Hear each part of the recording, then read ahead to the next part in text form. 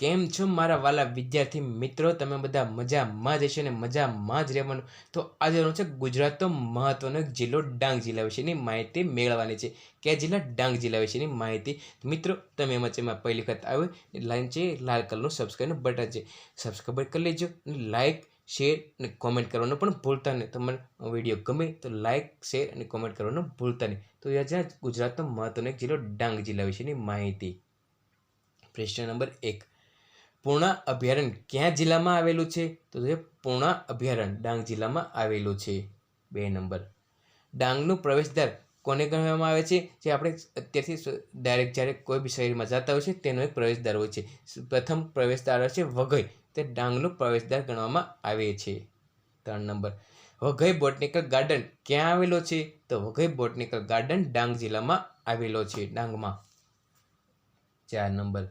ગુજરાતમાં વસ્તીમાં અને વિસ્તારમાં સૌથી નાનો જિલ્લો ડાંગ છે. કેટલો વસ્તીમાં અને વિસ્તારમાં સૌથી નાનો જિલ્લો ડાંગ છે. 5 નંબર.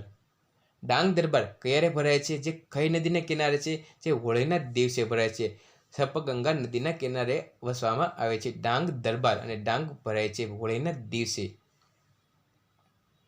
6 નંબર. સાપુતારા શબ્દનો અર્થ શું થાય છે? સાપનો નિવાસ સ્થાન. જે સાપુનો નિવાસ સ્થાન તરીકે સાપુતારાનો અર્થ થાય છે. તેમાં ખૂબ જ મહત્વના સનસેટ પોઈન્ટ છે, સિટી પોઈન્ટ છે, ઘણા ખરા વખણાય છે તેમાં સાપુતારામાં. 7 નંબર. ગુજરાત રાજ્યનું એકમાત્ર ગિરિમથક ઉદ્યાન ઊંચાઈ સાપુતારા, જે 900 મીટર ઊંચાઈએ પર છે. એટલે 900 મીટર ઊંચાઈ પર છે. ગુજરાતનું એકમાત્ર ગિરિમથક ઊંચાઈ છે. 8 નંબર. મધમાખી ઉછેર કેન્દ્ર ક્યાં આવેલું છે? તો જવાબ છે સાપુતારામાં. મધમાખી ઉછેર કેન્દ્ર સાપુતારામાં આવેલું છે. 9 નંબર. વિધાનસભાની સૌથી ઓછી બેઠક ધરાવતો જિલ્લો ડાંગ છે. કેટલી?